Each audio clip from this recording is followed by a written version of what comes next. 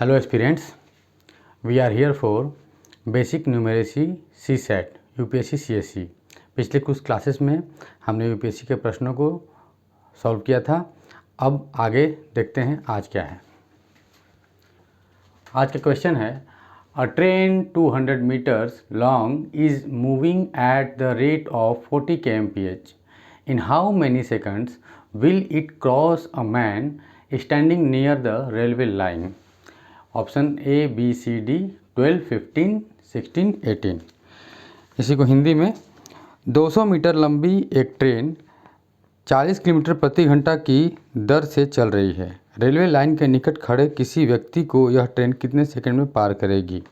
Same option A B C D 12, 15, 16, 18।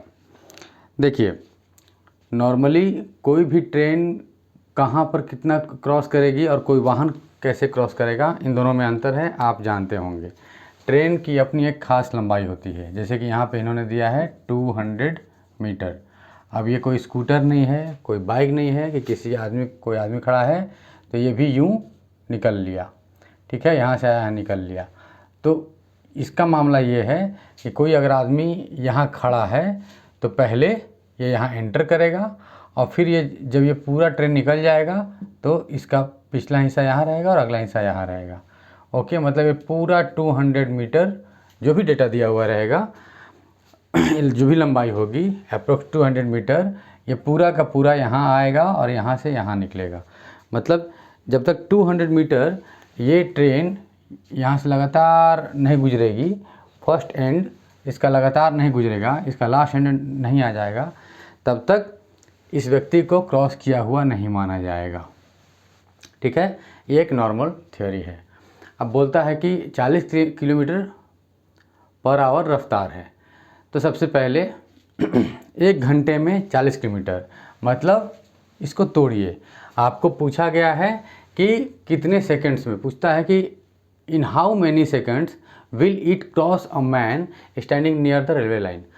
तो second में पूछा हुआ है और उसका ऑप्शन भी 12, 15, 16, 18, ठीक है, सेकंड में दिया हुआ है।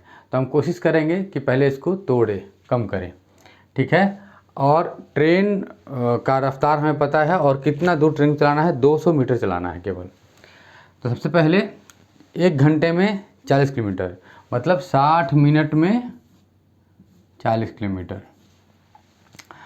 मतलब 6 मिनट में 4 किलोमीटर। अब ये 4 किलोमीटर लिखिए या फिर इसे 4000 मीटर कर दीजिए। इसके बाद आ जाइए 6 मिनट में कितना सेकंड होता है, अब 360 सेकंड, ठीक है, 360 सेकंड में 4000 मीटर। अब आ जाइए, जीरो हटाइए, जब भी आप एग्ज़ाम में काम कर रहे हों, 36 सेकंड में 400 मीटर, ठीक है। अब आप लगभग आंसर के करीब हैं, मतलब 200 मीटर आपका ट्रेन का लंबाई है और ये भी हाफ, चूँकि ये हाफ हुआ तो ये भी हाफ हो जाएगा और आपका आंसर तैयार है, ऑप्शन डी। इतनी आसानी से इसको सॉल्व किया जा सकता है। अब आप दूरी बटा चाल, समय, जितना भी कुछ है वो सब कुछ करेंगे तो ठीक है, इट्स ओके। कोई भी फार्मूला होता है किसी लंबे डेटा को क्रैक करने के लिए, जब डेटा छोटा हो और हमारे पास एकदम शॉर्टकट तरीका हो और ये पूरा क्लियर समझाता हुआ हो। क्योंकि मैंने देखा है अक्सर फार्मूला जो होता है वो बच्चों को कुछ हद तक तो ज़रूर उलझाता है कि ये फार्मूला है, इस पर सेट करो, बना लो, ठीक है, फार्मूला सेट कीजिए, बनाइए। मैंने देखा हुआ है ये भी कि उस फार्मूला पे सेट करना भी मुश्किल हो जाता है बहुत सारी चीज़ों को। खैर, इन प्रश्नों में नहीं, लेकिन आगे किन प्रश्नों में। तो जब हमारे पास डेटा बहुत ही इस तरह का छोटा हो तो हम ऐसा भी काम कर सकते हैं कि इसे ब्रेक करें मिनटों में और इसका आंसर तुरंत लेकर के आ जाए, ठीक है। अब अगला क्वेश्चन देखते हैं कि क्या है। इसे आपने नोट कर लिया होगा। इजी कंसेप्ट था और इस कंसेप्ट के तहत बहुत ही आसानी से इस बात को लोग समझते भी हैं कि ट्रेन जब प्लेटफॉर्म को पार करेगी तो क्या होगा, किसी व्यक्ति को पार करेगी तो क्या होगा। प्लेटफॉर्म का लंबाई भी दिया हुआ होता है, तो उस केस में प्लेटफॉर्म का लंबाई और ट्रेन का लंबाई ऐड कर दिया जाता है, यही है रेलवे इससे ज़्यादा कुछ नहीं है। इसके अलावा मैंने कल एक बताया ही था आप लोगों को प्रीवियस लेक्चर में, और ट्रेन का क्रॉस करना, अलग अलग स्पीड से उनका चाल है, पहले कौन चला बाद में कौन चला, फिर कभी कभी वो क्रॉस कराया जाएगा और कभी कभी दोनों की एक चाल में भी क्रॉस कराया जाएगा। तो यही कुछ पैटर्न है जिसको कि आपको देखना है। आगे देखिए अगला क्वेश्चन है, a number consist of 3 digits of which the middle one is 0 and their sum is 4. If the number formed by interchanging the first and last digits is greater than the number itself by 198, then the difference between the first and last digits is option A B C D 1 2 3 4। इसको हिंदी में पढ़ लेते हैं। जब भी मैं कोई question पढ़ रहा हूँ और आपको अगर दिखने में छोटा लगे, स्नैप लेकर के इससे बड़ा करके आप नोट कर सकते हैं, या फिर आप थोड़ा बैक जाइए, 10 सेकंड बैक कर लीजिए और दोबारा सुन लीजिए ताकि क्लियर हो जाए। कुल मिला के सुनना ही है, बार बार नोट करने की प्रवृत्ति पे न रहें। अगला क्वेश्चन है, हाँ,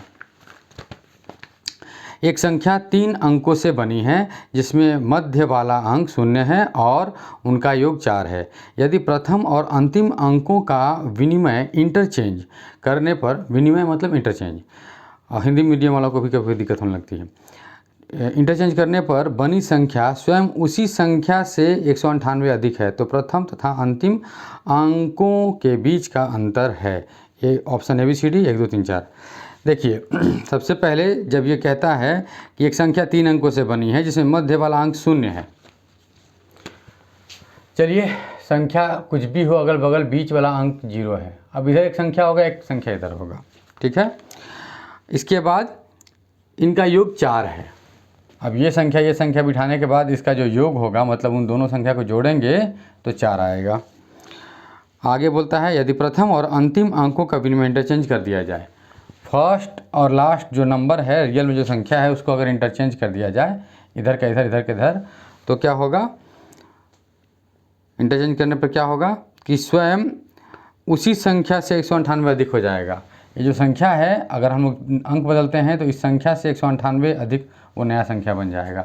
एग्जाम्पल लेते हैं कि अगर 0 है, यहाँ x है, यहाँ y है, तो अगर यहाँ y 0 यहाँ x करते हैं तो ये इससे 198 अधिक हो जाएगा, ठीक है। यही है क्वेश्चन। तो प्रथम और अंतिम अंकों के बीच अंतर है। अब ये बताना है कि इन दोनों अंकों के बीच अंतर क्या है, जो भी अंक आएंगे। सबसे पहले देखिए कि इन अंकों का योग 4 है। यहीं पे आपको थोड़ा आसान कर दिया मैथ, या तो 2 + 2 4 होगा, या तो 1 + 3 4 होगा, और कोई कंडीशन बनता नहीं है। हमारे पास 1, अगर 0 लेने का मन है तो ले लीजिए, हालांकि ये बीच वाला 0 है, इन दोनों के बारे में बोला नहीं है। चलिए मान लेता हूँ 0 भी सही। तो यदि देखा जाए तो 0 लेना थोड़ा उचित नहीं होगा, ठीक है।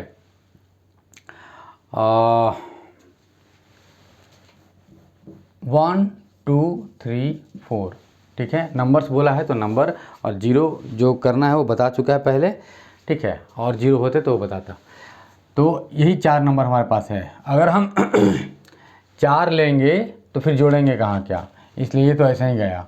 अब आता है हमारे पास कि 1 2 3, इन्हीं से 4 बनेगा, या तो 2 + 2, या तो 3 + 1, या फिर 1 + 3। बस यही एक डिजिट है जो यहाँ हम लोग बिठाएंगे तो 4 आएगा। अब आगे देखिए, ये तय है कि अगर डिजिट उलटते हैं तो ये संख्या जो बाद में बनेगा वो बड़ा हो जाएगा। तो अगर हम यहाँ 3 बिठाएंगे, यहाँ 1 बिठाएंगे तो 301 हो जाएगा, और उसको उलट देंगे तो 103 हो जाएगा, तो फिर यही बड़ा रह जाएगा। इसलिए यहाँ पे सिंपल है कि यहाँ 1 होगा, यहाँ 3 होगा। 2 और 2 इसलिए नहीं होगा कि अगर उल्टेंगे तो भी संख्या सेम रह जाएगा, ये अंतर नहीं आएगा। अब देखिए, अगर ये संख्या 103 है और इसको उलटते हैं तो 301 बन जाता है। 301 में अगर 103 आप माइनस करेंगे तो क्या होगा, इसमें से 1 लेंगे हासिल, इसमें से 1 हासिल लेंगे, ये होगा 11, 11 में 3 गया तो बचा 8, और ये हो गया 9, क्योंकि यहाँ से यहाँ चला गया था, 9 में 0 आया तो 9, और ये 2 था ना, यहाँ से लिए थे, 2 में 1 गया 1, 198 जो लिखा हुआ है क्वेश्चन में कि डिफरेंस 198 का आ जाता है। अब आप समझ चुके हैं कि हमें करना क्या है। जब हमारे पास संख्या आ चुका है, सब कुछ आ चुका है, और इन्होंने पूछा है डिफरेंस क्या है पहले और उन दोनों संख्याओं के बीच का डिफरेंस। ठीक है, डिफरेंस पूछा है, पहले कौन है बाद में कौन है ये टेंशन नहीं लेते हुए जो बड़ा हो उसमें छोटे को माइनस करना है, तो आएगा 2 और आंसर यहाँ है। ठीक है, अब आ जाइए, आसान क्वेश्चन है, इसको उतार लीजिए। ठीक है, और अगले क्वेश्चन में देखिए ऐसा क्वेश्चन आएगा जिसे आपको बहुत ही आसानी से डील करना है। चलिए, एक कंसेप्ट वहाँ पे अगर मैं 4 लिख रहा था, 4 अगर आप कर भी देते तो उसका डिफरेंस 198 नहीं होता। क्या होता? 0, 4 और 400, तो क्या अंतर आता? 396। खैर, उसने उतना आपको स्कोप दिया नहीं था घूमने के लिए, 0 की बात होती तो वो 0 अलग से मेंशन कर ही देता। ठीक है, आगे देखते हैं। A book seller sold a number of geography text books at the state of ₹X पर book, A+2 number of history text books at the rate of ₹X+2 per book and A-2 number of mathematics textbook at the rate of ₹X-2 per book. What is his total sale in rupees? इसे हम लोग हिंदी में देखेंगे।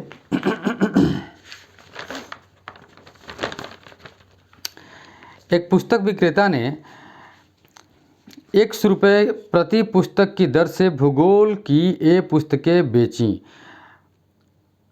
₹X+2 प्रति पुस्तक की दर से इतिहास की A+2 पुस्तकें बेचीं तथा ₹X-2 प्रति पुस्तक की दर से गणित की A-2 पुस्तकें बेचीं। उसकी कुल बिक्री रुपया में कितनी है? ऑप्शन ABCD, जो हिंदी में है वो इंग्लिश में है। A 3x + 3a, B 3ax + 8, C 9ax and D x³ a³। चलिए, जो क्वेश्चन बोलता है उसे हम करते चलते हैं। पहले बोलता है कि एक पुस्तक विक्रेता है जो ₹100 का पुस्तक, ठीक है, ₹100 प्रति पुस्तक की दर से भूगोल का ए पुस्तक बेचता है। चलिए, इस रेट से आप बेच रहे हैं और इतना बेचते हैं, ये लिख सकते हैं हम लोग। ठीक है, या फिर आप उसको उलट के भी लिख सकते हैं अगर लिखने का मूड हो, कोई फ़र्क नहीं पड़ता है। आप XA लिखें या AX लिखें, कोई फ़र्क नहीं पड़ता है। चलिए, क्योंकि आंसर में कहीं ना कहीं AX है तो हम AX को लेके चलते हैं, और उलट भी जाएगा तो कोई बात नहीं, हम लोग कर लेंगे, कुछ भी कर लेंगे। तो चलिए AX लिखते हैं हम। अगर मान लिया जाए कि ₹10 रेट से किताब है और 5 किताब बेचा गया है। देखिए, किताब रेट तो यहाँ पे X है, X ही रेट माना गया है ना, तो ₹10 के रेट से है और 5 किताब बेचा गया है, तो 10 × 50, इस तरह से करके। आगे देखिए, कहता है कि X+2 प्रति पुस्तक की दर से इतिहास की A+2 पुस्तकें बेची गई है। अब इस केस में ऐसे देखिएगा आप कि X+2 की दर से A+2 पुस्तकें बेची गई हैं। ध्यान दीजिए, A में भी प्लस कर दिया गया है 2 और X में भी। ये रुपीज़ है, X रुपीज़ है और A नंबर ऑफ बुक्स है। बार बार आप ध्यान देंगे, जो यहाँ भी क्लियर किया गया है। अब इसको इंटू कर लीजिए, X A कुछ भी लिखा जाएगा, कहीं भी कट करने में कोई समस्या नहीं आनी चाहिए। अगर कट करने की बात आएगी तो चलिए हम इसे कर ही लेते हैं उलट करके। AX इन दोनों का इंटू किया गया, तो अब इंटू करना है X का और 2 का, तो प्लस लिखिए 2X। अब इंटू करना है इनका और इनका, तो आप लिखेंगे +2A। अब इंटू करना है इनका और इनका, तो +8 हो गया। अब थर्ड कंडीशन कि X-2 के हिसाब से जो मैथमेटिक्स का बुक है वो A-2 पुस्तकें बेची गई हैं, तो X-2 A-2। ठीक है, अब यही केस यहाँ पे फिर से लगाएंगे हम कि X-2 A-2, X-2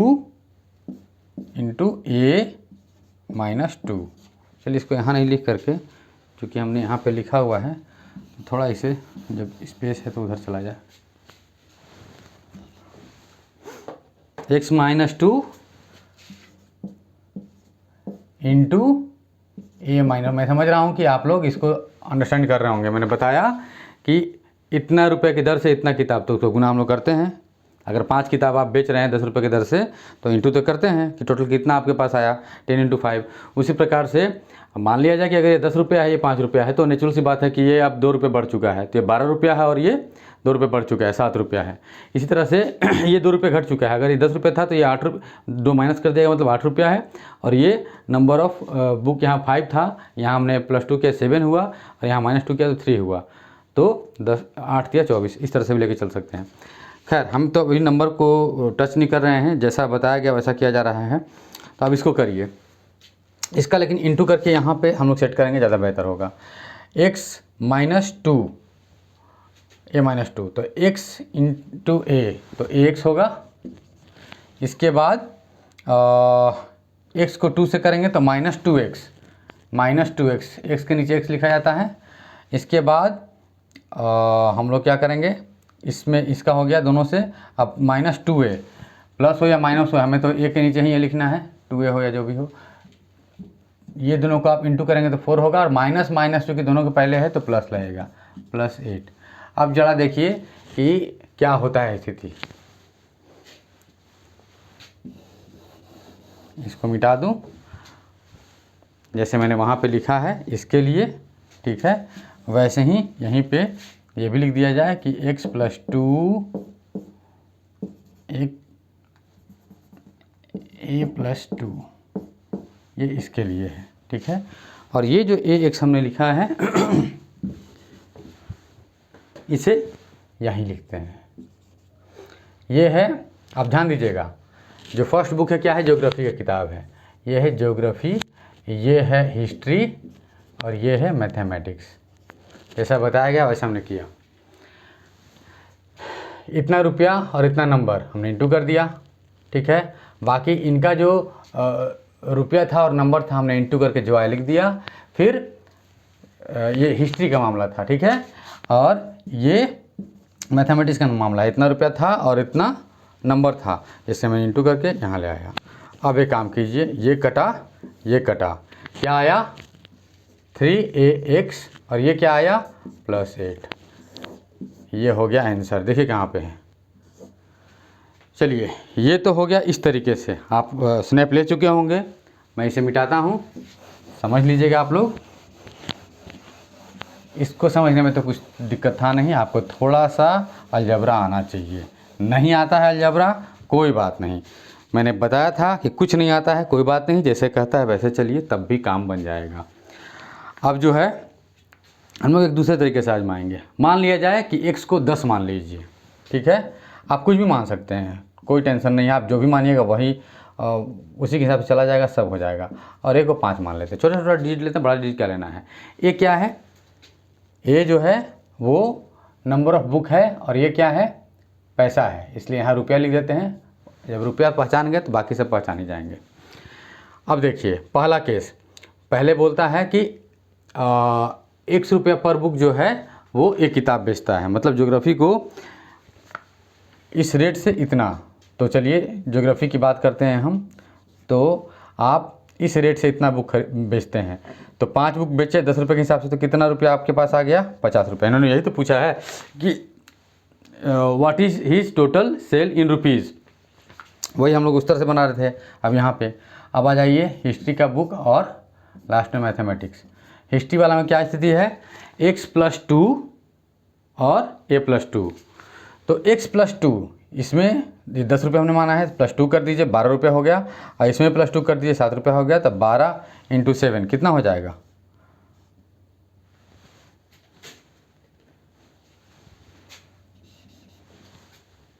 84। 12 × 7 12 7 जा। अब आ जाइए कि मैथमेटिक्स में a - 2 है और x - 2 है, तो हम क्या करेंगे, x - 2 मतलब 8 और a - 2 मतलब 3, तो 8 3 जा 24। ये इतना रुपया इससे मिला, तीनों को जोड़ लीजिए, कितना होता है 8, और ये कितना होता है 8 2 10 और 5 15, 158 रुपीज़। अगर हमने एज्यूम किया है 10 और 5 डेटा। चलिए ठीक है, अब किताबें हमारी जो थी उसको भी हम लोग लिख ही ले कि जब ज्योग्राफी हम बेच रहे थे तो किताब कितना था 5A, ओके। और जब हिस्ट्री बेच रहे थे तो कितना था, 2 बढ़ चुका था, तो 7A, सॉरी हाँ 7A। और इसमें क्या था कि माइनस हो गया था 2, तो 3A। अब जरा गौर करिए कि ये कितना होता है 15A। अब इस डेटा को देखिए 15A और 158। अब एक इसमें इसको ऑप्शन वाइज आप चेक कर सकते हैं, किसी और चीज़ से नहीं। तो ऑप्शन वाइज अगर आप चेक करेंगे तो इस बार ये आंसर है, इस पर हम लोग फिट करते हैं, देखिए क्या रिजल्ट आता है। ठीक है, 3AX + 8। 3 हमने A को क्या माना था 10, सॉरी हमने A को माना था 5, 3AX है ना, और हमने X को क्या माना था 10, ठीक है, प्लस यहाँ पे 8 लिखा हुआ है, 8 भी लिख दीजिए। और आप देखिए 5 3 जा 3 5 जा 15 एंड 10 जा 150 + 8 158। यही आता है इसको करने पे जो हमने एज्यूम किया था। अच्छा, आप कहेंगे कि सर आपने 5 और 10 मान लिया तो वैसे हो गया। आप इसको आराम से उलट दीजिएगा, इसको कोई भी डेटा, इसको 5 कर लीजिए, इसको 10 कर लीजिए, वही आएगा। कोई और डेटा रखना है रख लीजिए, जो डेटा रखने का मन हो, फाइनली आपको 158 ही आएगा। दैट मीन्स कि ये जो है आप कैसे भी निकालिए, रुपीज़ के रूप में कुछ भी एज्यूम करके, इसका यही आता है। और ये इसलिए आता है कि अगर आप जब भी फिट, मतलब ये डेटा अगर नया भी कुछ आता है तो नेचुरल सी बात है कि आप 3AX फिट करेंगे ना। अगर आपने X को मान लिया है, मान लिया जाए कि 12 मान लिया है, या फिर इसको मान लिया है 15 A को, और X को, और A को मान लिया है, मान लीजिए आप 8, तब भी आपका आप यहाँ पे फिट करेंगे ना जी। 3AX में जो इसको एज्यूम किए होंगे वो फिट करेंगे, जिसको एज्यूम किए वो फिट करेंगे, प्लस 8 होगा। और देखिएगा जो भी यहाँ पे आएगा जिस तरह से मैंने किया है वही आपको वहाँ भी देगा रिजल्ट। दैट मीन्स कि ये वाला पैटर्न फिट होता है, और पहले भी हम लोगों ने इस चीज़ को बनाया है। तो आप डेटा फिट करके देखेंगे, आराम से बनेगा। जब नहीं भी आता है आपको अलजबरा तो आपको डेटा फिट करना आएगा, डेटा फिट कीजिए जूम करके, और जो भी आता है आपका रिजल्ट उसको आप इस चारों में अगर आप कंपैरिजन करेंगे कहाँ फिट हो सकता है, तो 158 हमारा रुपीज़ आएगा। आप फिट करके देखिएगा, इसमें आंसर आएगा।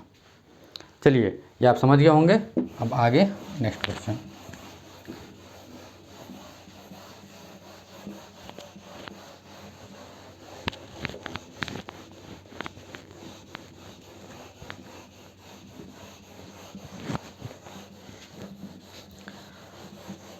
इसे आप 2 3 4 5 डेटा में सेट करिए, तब जा कर के ये कंसेप्ट आपको क्लियर हो जाएगा कि अलजेब्रा जैसे डिराइव होता है उसमें क्या एक्चुअल में मामला होता है।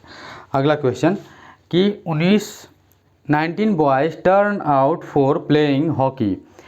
Of these 11 are wearing hockey shirts and 14 are wearing hockey pants.